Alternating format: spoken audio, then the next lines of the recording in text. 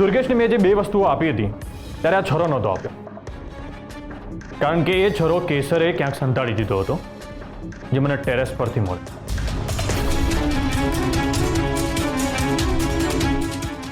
બરાબર છે ને વનિતાબેન? તો હવે તમને એ પ્રશ્ન થતો હશે કે આ ફિંગરપ્રિન્ટ્સ મેં મેચ કેવી રીતે કર્યા? તો એમાં એવું થયું કે મેં રાત્રે ગોપીને બધું પૂછ્યું અને ગોપીએ મને બધી જ સાચી વાત કરી હતી.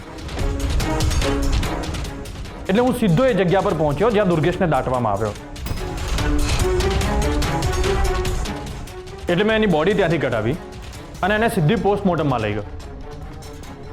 તો પોસ્ટમોર્ટમ રિપોર્ટમાં એવું આવ્યું કે દુર્ગેશને પાછળના ભાગે ગોળી વાગી, ત્યારે બાએ તો એને સામેથી ફાયર કર્યું.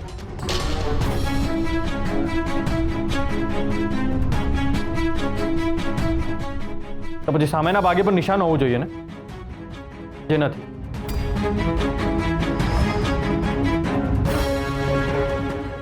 એટલે મને વિચાર આવ્યો કે બાએ જે ગોળી મારી એ દુર્ગેશને વાગી જ નહીં, તો પછી એ ગોળી ગઈ ક્યાં? એટલે ત્યાંથી હું સીધો ઘરે આવ્યો અને રૂમમાં ગયો. ત્યાં જઈને મેં આખો ક્રાઇમ સીન વિઝ્યુઅલાઇઝ કર્યો. ત્યારે મને વિચાર આવ્યો, એટલે બાએ જે ગોળી મારી એ બહારની બાજુ ગઈ હોવી જોઈએ. એટલે મેં બહાર જઈને ચેક કર્યું તો ત્યાંની દિવાલ પર મને એક ગોળી ધસેલી દેખી.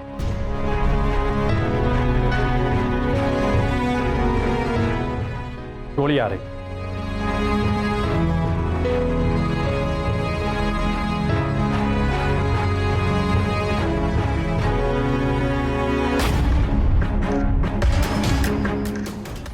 બા, તમારી પિસ્તોલ ક્યાં છે? રૂમમાં છે? હું લાવી આપું છું.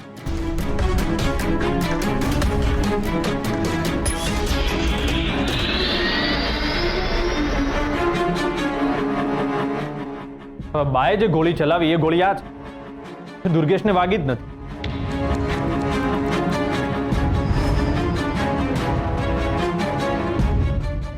અને આ રહેવાનું રહ્યું.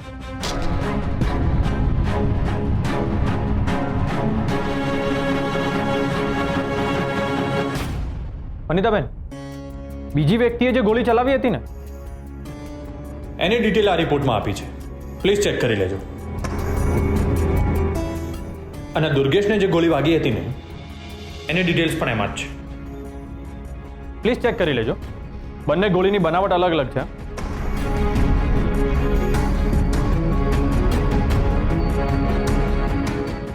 હર્ષ,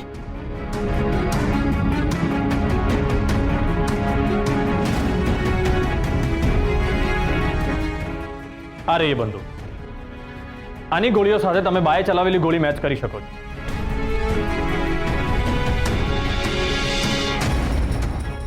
અચ્છા, એટલે દુર્ગેશને બહારની તરફથી જે ગોળી મારવામાં આવી હતી તેનાથી તેનું મૃત્યુ થયું હતું? ના, તમે પોસ્ટમોર્ટમ રિપોર્ટ ડિટેલમાં જોશો ને તો તમને ખબર પડશે કે દુર્ગેશની એકચ્યુઅલ ડેથ ગોળી વાગવાથી થઈ જ નથી, તો ગુંગળામણથી થઈ છે.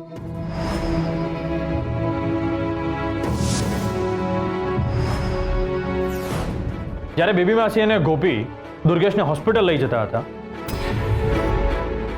ત્યારે એના સાથીદારો આવ્યા અને દુર્ગેશને પોતાના તાબામાં લઈ લીધું. એટલે મે બી ગાડીમાં અથવા જ્યાં દુર્ગેશને દાટ્યો હતો ત્યાં એના મોઢા પર પ્લાસ્ટિક બાંધી અને એને ગુંગળાવીને મારી નાખ્યો.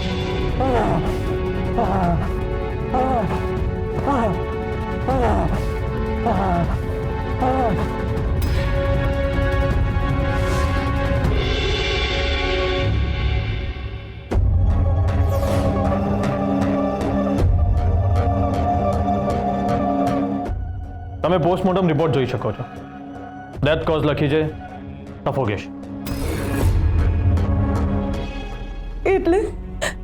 એટલે શું ત્યાં સુધી મારો દીકરો જીવતો હતો? હા, ગોળી વાગી ત્યારે જીવતો હતો. જો દુર્ગેશના સાથીદારોએ બેબી માસી અને ગોપીને દુર્ગેશને હોસ્પિટલ લઈ જવા દીધો હોત ને તો કદાચ તમારો દીકરો આજે જીવતો. આઈ એમ સોરી. તમારે વાત સ્વીકારવી જ પડશે કે તમારો દીકરો ખોટા કામ કરતો. અનિતાબેન, જો તમને હજી એવું લાગતું હોય કે મેં મારા પરિવારને બચાવવા માટે ફૂલ પ્રૂફ પ્લાનિંગ કરી એના પુરાવા ઊભા કર્યા હોય તો આ બધા જ રિપોર્ટ્સમાં રેપ્યુટેડ હોસ્પિટલ્સ અને ડૉક્ટર્સના નંબર છે. તમે ત્યાં જઈને તમારી રીતે તપાસ કરી શકો છો. No mister Harshvardhan, I know you. તમે ઓલવેઝ સત્ય માટે લડ્યા છો. Anyways, sorry for trouble. ચાલો માસી, જઈએ. આ જે કંઈ પણ થયું છે એમાં જવાબદાર તમારો દીકરો છે, આ લોકો નહીં.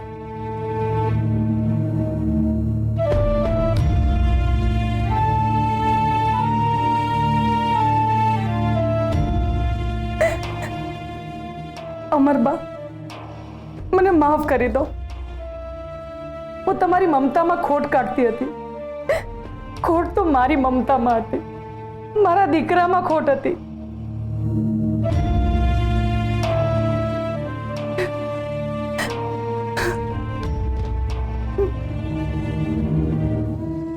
દીકરા, એક માના આશીર્વાદ છે તને.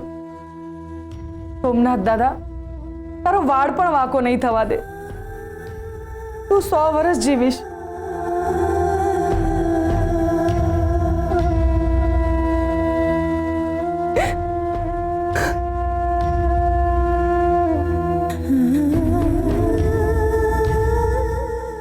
ભગવાન કરે તારા જેવા દીકરા દરેક માને મળે.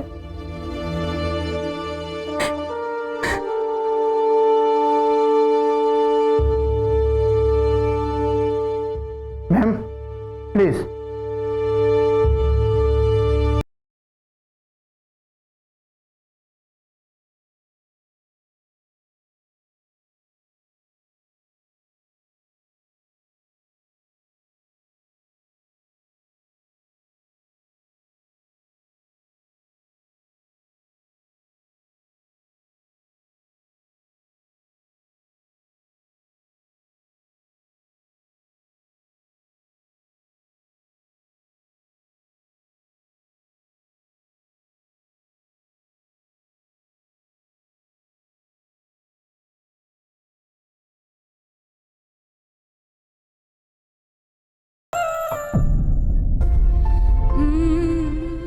સોરી.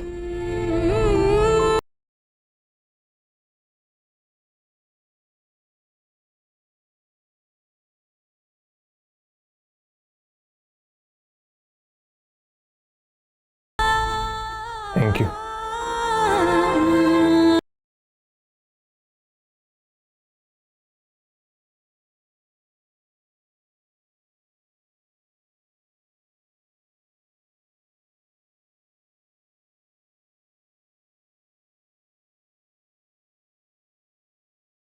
કેસર, જીજુએ તારી સાથે વાત કરી?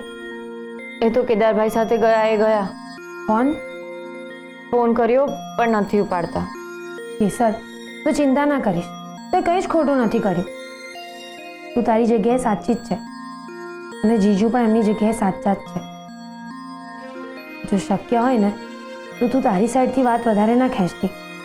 સોરી કહી દેજ.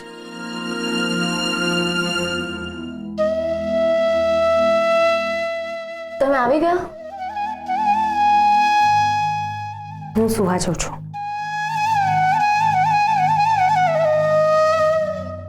સોરી જીજુ.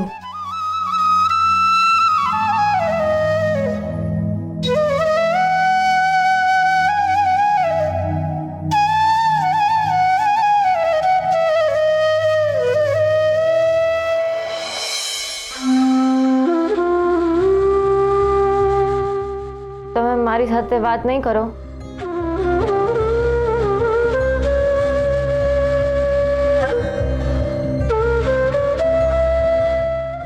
જો મારે કોઈ ખુલાસા નથી કરવા કે કોઈ કારણો પણ નથી આપવા. મારે તો ખાલી સોરી કહેવું છે. જો તમે મને માફ કરી દેશો તો મનમાં કોઈ રંજ નહીં રહી જાય, પણ જો નહીં માફ કરો તો મનમાં એક રંજ રહી જશે. અને ફરી પછી આવી કોઈ પણ પરિસ્થિતિ આવશે તો ખબર નહીં હું એને કેવી રીતે હેન્ડલ કરીશ. હું કોઈ ડિસિઝન પણ નહીં લઈ શકું. અને પણ ફરી કઈ આવું થાય તો સાચું બોલવાનું, ખોટું શું કરવા બોલવાનું?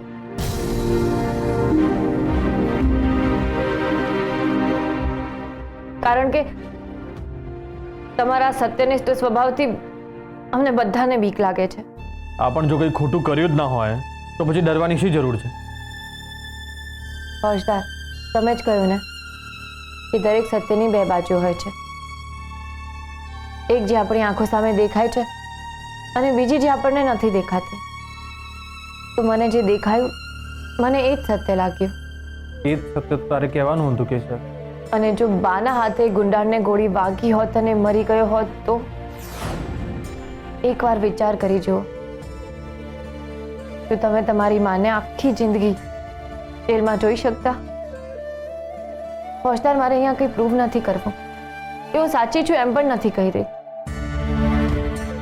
પણ એ વખતે જે ઘટના બની એ જોઈને મને એવું લાગ્યું કે મારે સાસુમાને બચાવવા જોઈએ, કારણ કે એમને મારો જીવ બચાવ્યો હતો. જો એમણે આવીને ગુંડા ઉપર ગોળી ના ચલાવી હોત તો આજે હું તમારી સામે બેસીને વાત ના કરી રહી હોત. તમે મારી ઠાઠડીની તૈયારી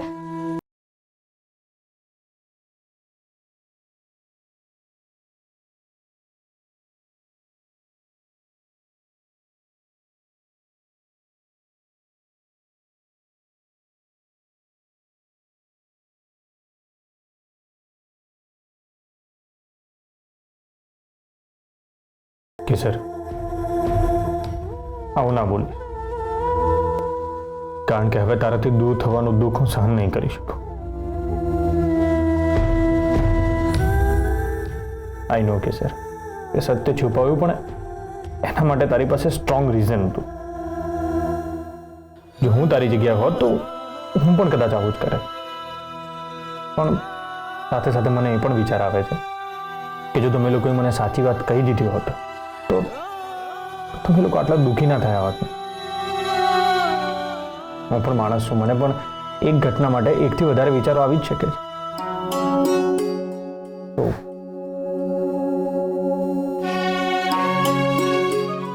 આઈ એમ સોરી ટુ. ના, તમારે સોરી નહીં કહેવાનું. મારા ફોજદાર ક્યારેય કંઈ ખોટું કરે જ નહીં. સોરી પાછું લો, સોરી. પાછું કેવી રીતે લો? હવામાંથી પકડીને પાછું મોઢામાં નાખી દઉં એવું કરું? જાઓ ને હવે, નાના છોકરા જેવી વાતો કરો છો. અચ્છા, એવું કિસને કે મને તો કે સોરી પાછું કેવી રીતે લેવાનું? એ બધું જવા દો. તમે એમ કહો કે તમે મને માફ કરી દીધી ને? એ સર, એ માફી માંગવા જેવું કામ કર્યું જ નથી. તે જે કંઈ પણ કર્યું એ બાના ભલા માટે કર્યું, ઘરના સારા માટે કર્યું. જ્યારે મેં ઉંમરની વાત છુપાવી ત્યારે તમે કેવું અબોલાલી લીધા હતા મારી સાથે. પણ હમણાં મારો પગ ભાંગી ગયો છે એટલે તમને મારા પ્રત્યે સિમ્પથી થઈ રહી છે. એટલે તમે અબોલાની સજા નથી આપી રહ્યા, હે ને? એ સર, જો હું તને સજા આપું તો એ મારા માટે પણ સજા જ થશે ને? અને તારા માટે સિમ્પથી કેમ ના થાય? તું મારી પત્ની છે. અચ્છા, મને એમ કહે, જો મારો પગ તૂટ્યો હોત તો તને મારા માટે સિમ્પથી ના થાત તો પછી?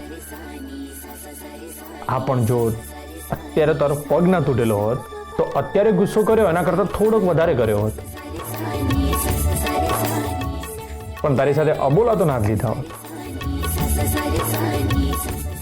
કારણ કે હવે રાણી સાહેબાથી દૂર જવું ફોજદારને પોસાશે. એનીવેઝ, એ બધું ભૂલી જા.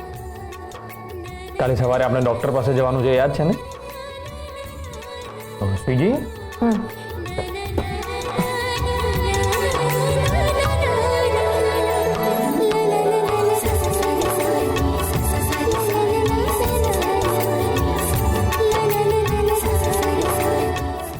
આ સોરી કહેવાની રીત છે? પ્રેમ કરવાની. તમારા માણસો એકદમ બકવાસ છે, કોઈ પ્લાનિંગ જ નથી. જુઓ, તમે ગુસ્સે નહીં થાવ.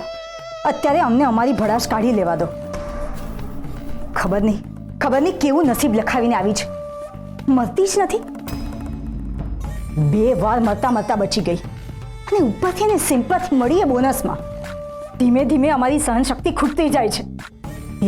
પ્લીઝ તમે કંઈ કરો નહીં તો અમે જ એ છોકરીનું ગળું દબાવીને એને મારી નાખીશું. જુઓ, અમે ફક્ત બોલ્યા છે, તમારી જેમ કરી નહીં શકીએ. ચલો અમે ફોન મૂકીએ છીએ. અને હા, ડૉક્ટરે શું કહ્યું? ઠીક છે, અમે કાલે બપોરે આવીશું. અને હા, બિરેનભાઈ પણ આવવાનું કહેતા હતા. ફોન મૂકીએ છીએ. ઓકે.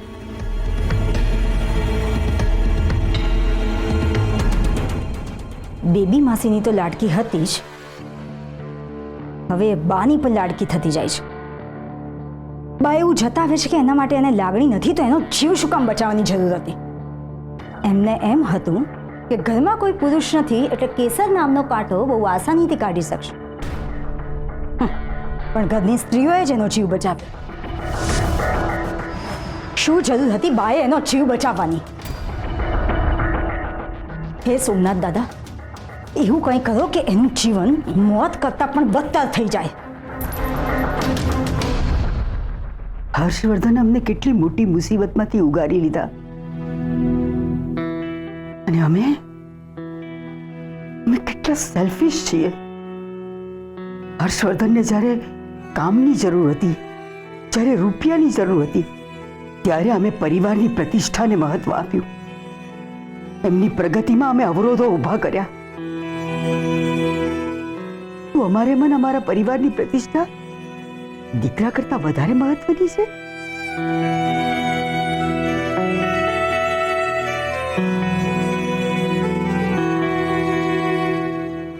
હા, અમારે મન અમારા પરિવારની પ્રતિષ્ઠા મહત્વની છે, કારણ કે આ પ્રતિષ્ઠા ઊભી કરવામાં અમે અમારું આખું આયખું કાઢ્યું.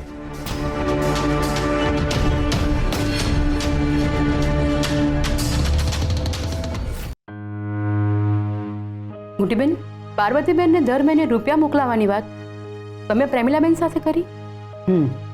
અમે જ ફોન કર્યો હતો. આપણી સંસ્થા પાર્વતીબેનને મદદ કરશે. ઠીક છે. મોટીબેન, કાલ સુધી આપણે ડરી રહ્યા હતા કે શું થશે. આપણે 4 જણાએ જેલમાં જવું પડશે, તમારા પર કેસ થશે, કોર્ટની સીડીઓ ચડવી પડશે, પરિવારની બદનામી થશે.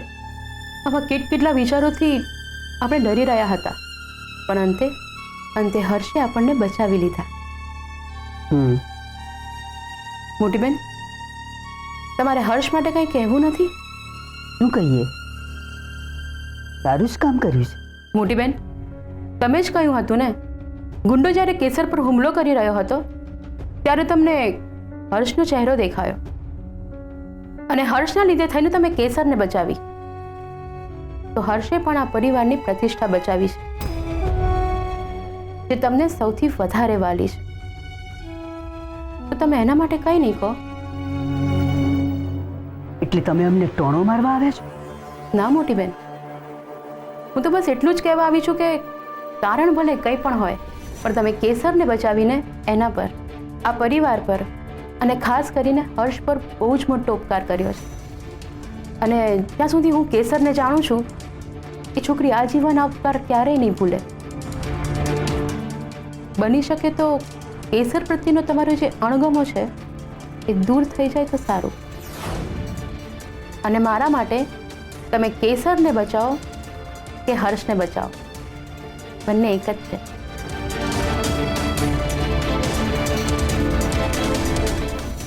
જય સોમનાથ. જય સોમનાથ.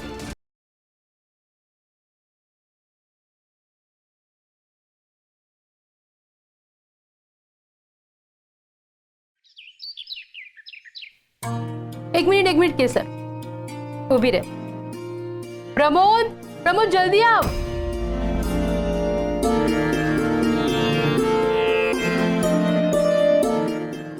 બેબી માસી, આરતી?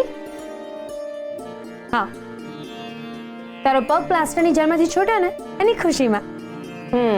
પણ હવે આ ઘરની જેલમાંથી ક્યારે છૂટીશ? તું આ ઘરને જેલ કે છે? હમણાં જ કહું છું અમર બાને. ચાંપલી, ચૂપ રહે, નહીં તો તને તારા ઘરે મોકલી દઈશ. એ તો મોકલી જ દઈશ ને. પગનો પાટો છૂટી ગયો એટલે ઘર જ પતી ગઈ. મતલબી બસ.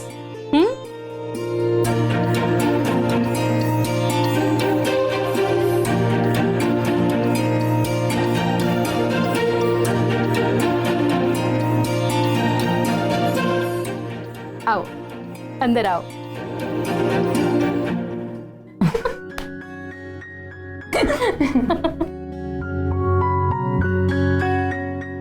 જીજુ મારી મમ્મી એવું કહે છે કે ગરજપતિ એટલે વૈધવેરી. તો ફોજદાર આને કહી દો હો, આની ઝીપડી બહુ લાંબી થઈ ગઈ છે. ના ભાઈ ના, તમારી વાતમાં તો પડાય જ નહીં. હમણાં તમે ઝઘડો છો ને થોડી વારમાં પાછા એક થઈ જશો. હે, બિલકુલ બરાબર વાત છે. આપણે બોલીએ ને તો આપણે ભૂંડા દેખાઈએ.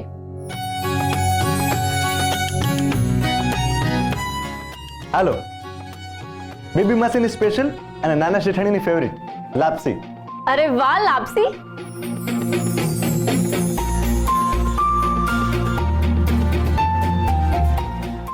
બેબી માસી, સાચું કહું તો મને કેટલાય ટાઈમથી લાપસી ખાવાનું મન હતું, પણ ઘરનું વાતાવરણ એવું હતું ને કે હું બોલી જ ના શકી.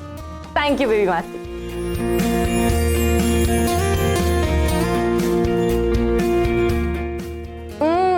બહુ સરસ છે. મમ્મીની યાદ આવી ગઈ. હા યાર, મમ્મીના હાથની લાપસી ખાતે તો બહુ સમય થઈ ગયો. હે, પહોંચા, આજે આપણે બહારથી જમવાનું મંગાવીશું. મને પંજાબી ખાવાની બહુ ઈચ્છા છે.